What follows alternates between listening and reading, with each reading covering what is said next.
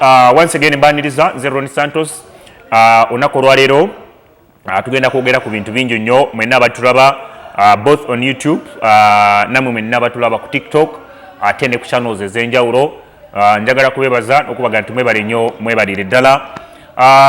Tulina omupiira ogw'amaanyi ennyo omupiira gwa Uganda eri Vipers ne tujja kugiyita Uganda bagenda kubanga bazanya club ya Power Dynamos mu weekend bagenda kubanga basamba club ya Power Dynamos mu ggwanga erya Zambia mu kibuga Ndola era wali ku Levi Mwanawaswa Stadium.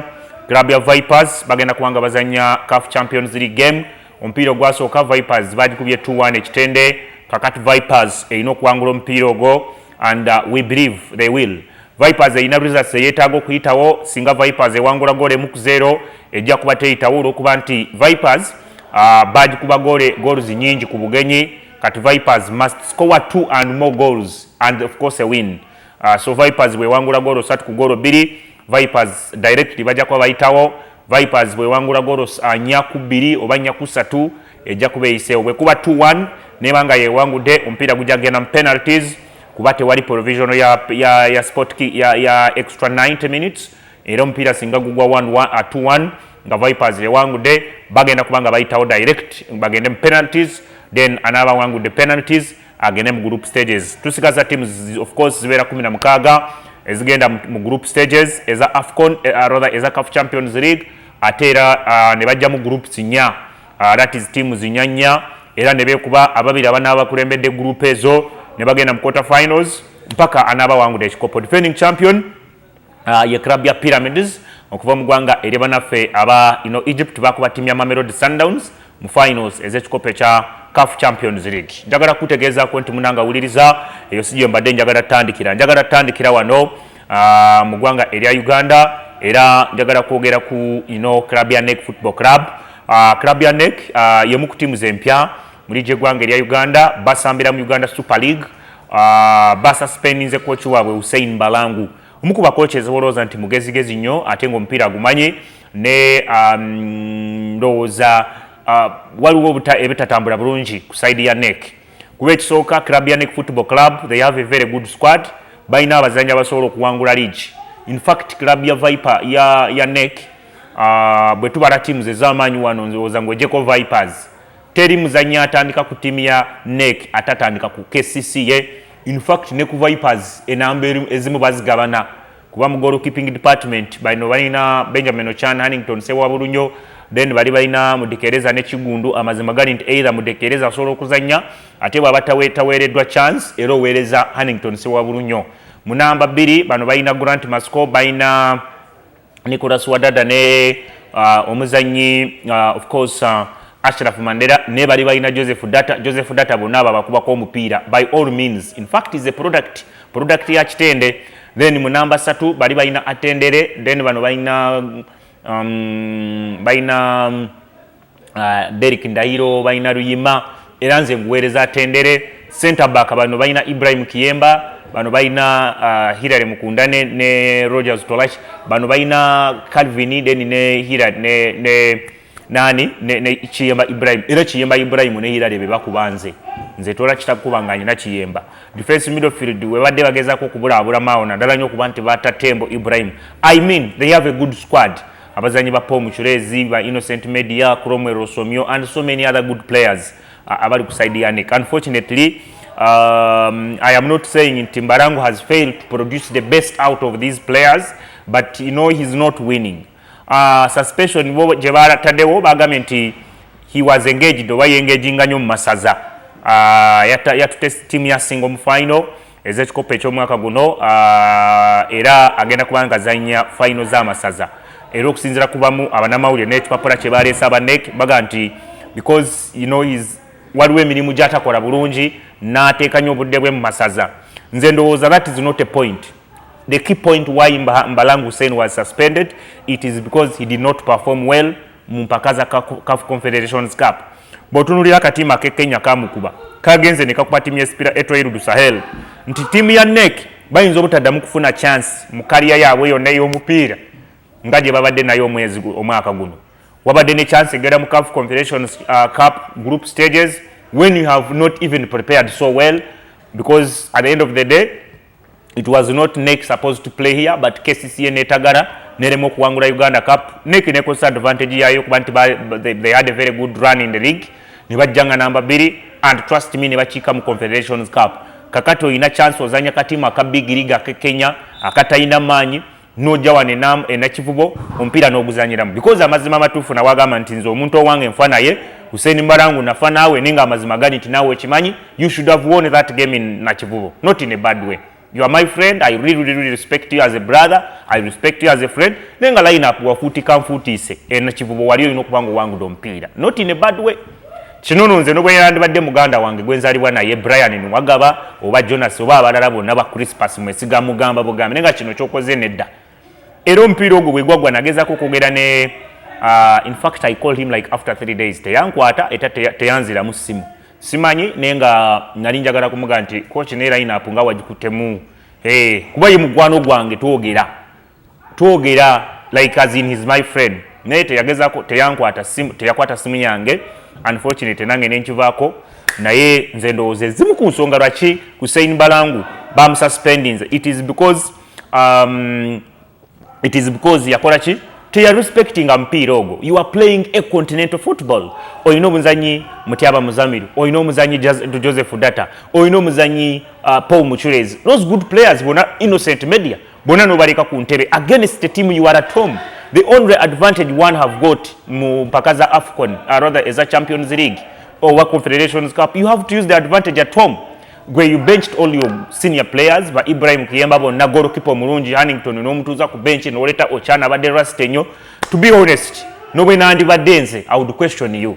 So nze sisuubira nti bino byamasaza nti olwokuba babadde kusinga obikinti kyekikugobeseza oba kyekikuweeseza suspension, ndowooza it is because you joked oba wazanyira mu game eya Confederations Cup gye ndowooza nti yali target ya club because amazima gali nti neneke ekimanyi wano ligi ya Uganda genda tandika KCC bakimanyi 100% bwobabuuza omukoomu n'otandikira ku CEO n'otandikira ku coach n'abalala bonna n'abawagizi naffe tuba tukimanyi nti liigi eno eya 2025 2026 Viper tena zanya game yonna kilabu ya Vipers tebana bakuzanya game yonna naye otunulira KCC emizanyo 3 gye basambye 3 oba 2 3 tebagenda kuwangula kikopo kiringa abawagizi ba Manchester United ebungereza teri muwagizi wa Manchester United ebungereza ayina ekirowoozo ekigamba nti mani yegenda kuwangula liigi season eno nga mugijawa teri muzanyi wa rather Manchester United teri agenda kuwangula liigi kuba tebasobola tebalina maanyi ontegedde nti kilabu ya Manchester United newankubadde bakasamba kw'emipiira 7 they are very much sure tebagenda kuwangula liigi because tebalina maanyi kakati ne kilabu ya NEC bakimanyi bulungi nnyo mu management yaabwe nti okuwangula liigi kijja kubabeera kizibu kakati bwewanga waliwo omukisa gw'okuzanya Champions League oba Confederations Cup tebagenda kuwangula kikopo kya Confederations Cup naye at least mu Confederations Cup bw'ozanya n'otuuka katugambe ku group stages because there was a big chance for NEC okuzanya group stages eza Confederations Cup.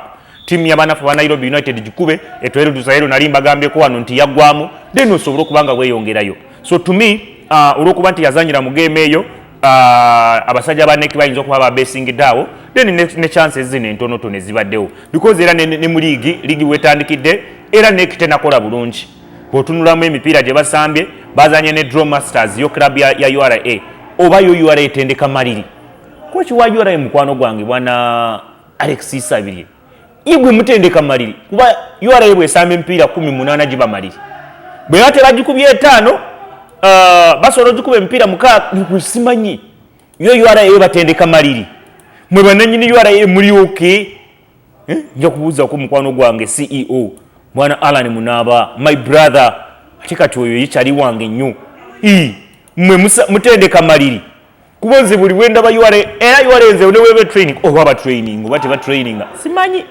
nowe banagula Messi ne Ronaldo ne babateekaawo era bagenda kukola maliri kakati bo ba maliri era gwe buli wora ba URA mu abazanya ne champion bet ngokwata URA no gisiba maliri okitegeera kuba bo ba maliri eyo timu simanyi obetendeka biki mwe buli game gye muzanya bakazanya emipiira ena season eno bakoze draws nnya kakati gwe NEC ogenze kuzanya ati nze ndowooza NEC kankebere wano katono nnyo NEC yandibadde nga amazima matuufu yataddewo ekyo because you have recruited very well. Ye team yali egezaako okugoba Vipers last time okuwangula ekikopo, kakati season eno wandibadde oli in position to compete and win. Unfortunately, you are not winning.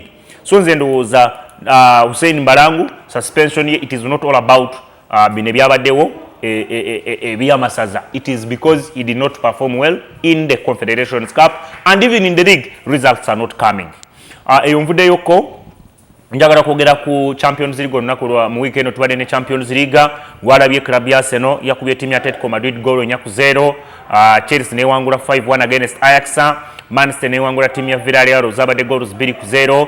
Real Madrid bawangudde a very very tricky game against Juventus. Nenga mazima matuufu nti Champions League eno teams ziri set. Bayern ne wangula omupiira 4-0. You know you are looking at Champions League ya season eno nga bwegenda okubanga etambula. Bw'otunulamu n'olaba nze ndowooza nti club ebanaffe aba Bayern Munich ne club ya Arsenal, they are my favorite season eno okubanga basobola okuwangula Champions League because ekisooka why I'm fronting team ya PSG ya Bayern Munich, they are doing very well, they are scoring many goals and their striker is on form. Harry Kane for the past 3 years he has been on fire. Then of course ne coach naye alabika ekintu kimaze nekitereera era club ya banafa Bayern Munich, I won't be surprised if they win Champions League oba singa bana abateekawo embeera ne bagezaako kubanga ba competing and maybe up to the finals. That is club banafe aba Bayern Munich eno. Omulala gotasobola kujjako maaso ye club ya PSG. Ne PSG nabo of course be defending champions, bayina buli kimu kyonna ekyetaagisa, but most importantly bayina abaana abato abali hard working ne coach waabwe omupiira gumanya ine experience, so nayo osobola ogiteeka ku kikopo. But of course Bayern, PSG nenganze team gyetaddeko amaaso gyensuubira nti kati bali ready to win, it is Arsenal. I won't be surprised naddala nnyo singa Arsenal ewangula Champions League or if they go up to the finals because they have what it takes. First of all, they have squad depth nti almost buli namba mulimu abazanyi babiri oba basatu. Namba 2 babalese Ben White, Julian Timber n'atuula, you won't complain. Mu namba 3 Lewis Kelly asolozanya, Kalafiero n'atasamba, you won't complain. Gabriel Magalhaes asolozanya oba ne basambisawo omulala yenna, you won't complain. Same as in fact Arsenal bakola signing eya Zubimendi, akavubuka kamanyi omupiira. Akavubuka kamanyi omupiira. Ogamba otya Emma abadde angamba wano nti amanja, no problem. Zubimendi nali manyi nti engeri gye bajjawo Thomas Partey bagenda struggling, but Zubimendi has really made the midfield so sweet for Arsenal. Zubimendi, Declan Rice, kakati osuubira muti Odegaard ajja kuba akomawo, then of course Bukayo Saka eno ne Gabriel Martinelli ne Martinelli okuba lwe baleeta bali ba wingers, kuba lwe baleeta Madueke, then ne Eze kakati naye ya improvinze. In fact kati Gabriel Martinelli wa season eno beating up Gabriel Martinelli owa season zonna ze tubadde tulabye kwa Arsenal.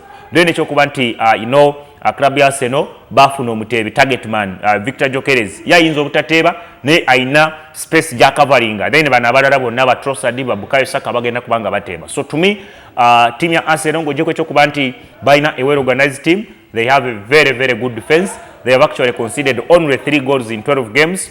That really shows you target za Arsenal, and I believe even in the Premiership, in fact in the Champions League, I am looking at who can stop them. If it is not PSG, then Bayern Munich, but of course this is a league, or this is a tournament of very many surprises. In Champions League, any team can actually win you. While I jo team ya Karabag, yabadde elemede ku team ya Atletico Madrid away from Atletico Bilbao away from home, bagenda ne bakuba Benfica. So it is not just an easy league. Champions League, it is a big one. Any team can actually of course beat you. Then ekyokubiri nteno mu league phase eno wano we muzanya mu group stages wa league phase buli omu yonna osobola okumuwangula, naye njagala kutegeezaako nti bwe bituuka mu knockout stages ebintu bikaluba. I remind you team y'abaana fa Liverpool bajja nga bakulembedde ekibinja nga bakuba buli omu yenna mu league phase eno eyasoose. Liverpool bwe bajja ku round of 16 baali yali PSG ne bawandulamu. Era njagala kutegeezaako nti PSG yo yayitirawo mu kadirisa eno mu playoff niyo ne Real Madrid ne Man City. So to me Champions League is very hard to predict, but I think Arsenal have got all it takes to probably compete and put up a show.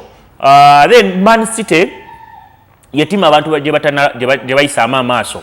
First of all, Man City, they have the best goalkeeper in the world, Donnarumma. They have the best striker in the world, Braut Haaland. So they can actually build on that. They have, of course, Ran Sheki, they have Regindas, they have Gavidiol, they have Ruben Diaz, then they have Phil Foden. It is a team that can easily win it as well. Nemu Premier League, nalabye bagezeza kukuba nalabye mpira gwa against Villarreal. They played a very good team. Villarreal we yabadde nungi nnyo at home. Ne team ya Man City bakozesa that experience. Then of course the individual brilliance. There are some young good players at Man City. Lewis, Akanuka Lewis. Then ineka nakavuka kabaita Oscar Bob. Team ya Man City eno tejja kuba nyangu. Era Man City ono naye in fact mu ligi y'eggwanga erya Bungereza. If there is a team Liverpool, rather Arsenal should watch out on, it should be Man City. Kuba Liverpool, it will depend. Ababadde jjo ku radio ku Star FM gye nkolera. Nagambye nti kilabu ya Liverpool they must learn how to do without Mo Salah. Because mu squad ya Liverpool bw'otunulamu n'olaba nti Mo Salah is now an odd man out. Takyali mutunga bwe yali those days 3 years or 2 years ago. Asobola okwata omupiira ye n'abeera selfish n'adduka n'asala n'agenda n'ateeba. Kati takyalina maanyi ago agadduka, takyalina maanyi agashootinga, takyalina maanyi agasala kukola byonna ebyo ku tensity oba ku speed gye yali abikolerako. Naye currently asigala era ng'ali selfish, tayagala kugabira muzanyi mulala ate takyalina maanyi agabeatinga aba opponents nga bwe yali akikola. So Liverpool kiki kye beetaaga okukola? Play him off, play Alexander Isak, play Hugo Ekitike up front, then midfielders, and you say of course you have to do with Florian Wirtz. He's your main player, he's your playmaker. Give him matches. Yes, Amazimagani Tana charging, but he won't charging at the bench. So there was a coach Arne Slot must think about, of course, benching Salah and playing this young man, Florian Wirtz. Simanyi nenga Amazima Matufu watunga squad ya Liverpool. I have to rule out Kwade Gakpo. Yes, Gakpo azanya nenga nze ndowooza takola ebisinga by'abana abazanya babiri. Hugo Ekitike azanyenga target man, zanyisa Alexander Isak from the Franks, no muzanyi Florian Wirtz ne McAllister, then ne Dominic Szoboszlai. Dominic Szoboszlai, that's what azanyanga number 10 because he's too lazy. He's too slow in making decisions. Just play Florian Wirtz. Once he charges, you are good to go. And of course, it will not take much time because he's that player with good experience. We've done it a lot and wamudabye mu national team y'eggwanga erya Germany. He just needs some time, but he will not charge when he's on the bench. So nze ndowooza Liverpool, it's about the coach. You need to be courage. He has to be courageous enough, be bold enough, and bench Mo Salah. I don't care whether Salah plays or not. What is important is Liverpool to win. And they cannot win with Mo Salah. You have seen it in the first 8 games. They basambye. Matches neziri ze bawangula nga baziwangula on luck.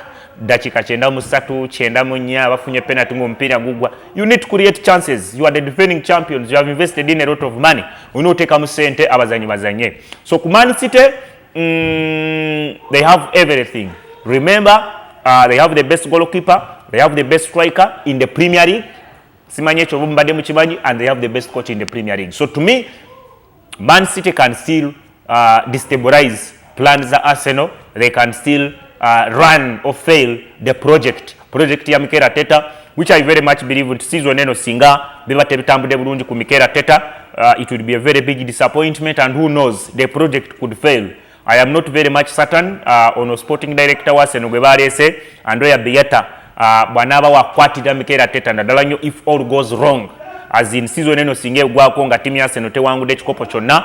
I don't think Arteta will remain the coach. Many things could change. But of course, he's building a project. But you know, even when you are building a project, my friend, you have to win.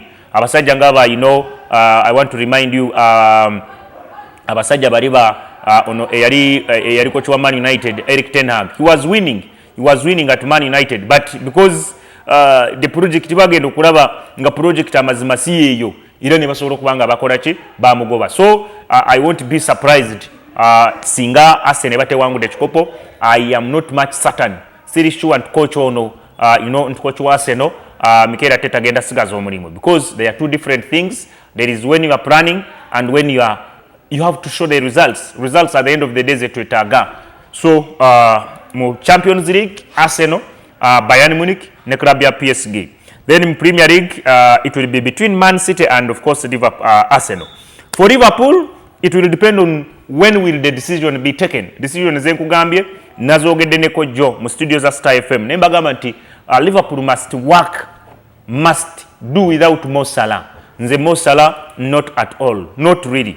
Mo Salah is selfish. One of the reasons actually why omuvubuka gwe bayita Sadio Mane yava mu Liverpool. It was because of this naddala nnyo olwa selfishness ey'omusajja ono amanyikiddwa nga Mo Salah. So nze ndowooza muko nti Mo Salah is selfish. He doesn't deserve to start at Liverpool. If they are to win, if they are to produce or get something best this season, they must think about working without him. Man United yakuba Liverpool. It was a surprise. Ninga akasajja kalemedde ku nsonga yako ey'okuzanya formation yako, then n'okubanga kalina tactics eziri unpredictable, because in this case against Liverpool at Anfield, from nowhere, after Sesko scoring 2 goals, fena twali tumusuubira nti agenda kujja akomewo ate amuwa omupiira n'amuteeka ku bench n'aleeta abazanyi be neyeesiga Mason Mount we, and the tactics worked out. Sometimes you need to gamble, but in life you have to stick to your point. This is what this guy is doing. Ruben Amorim, he has sticked on his point and he's doing well. For now, bw'aba asambye empiira musanvu gy'asambye, mulimu omupiira gwa asambye mu tiimu y'abanafu ba Arsenal, asambye mu Liverpool, asambye mu Man City, asambye mu ne Chelsea ng'akyalina obubonero obwo. So you cannot just underrate him.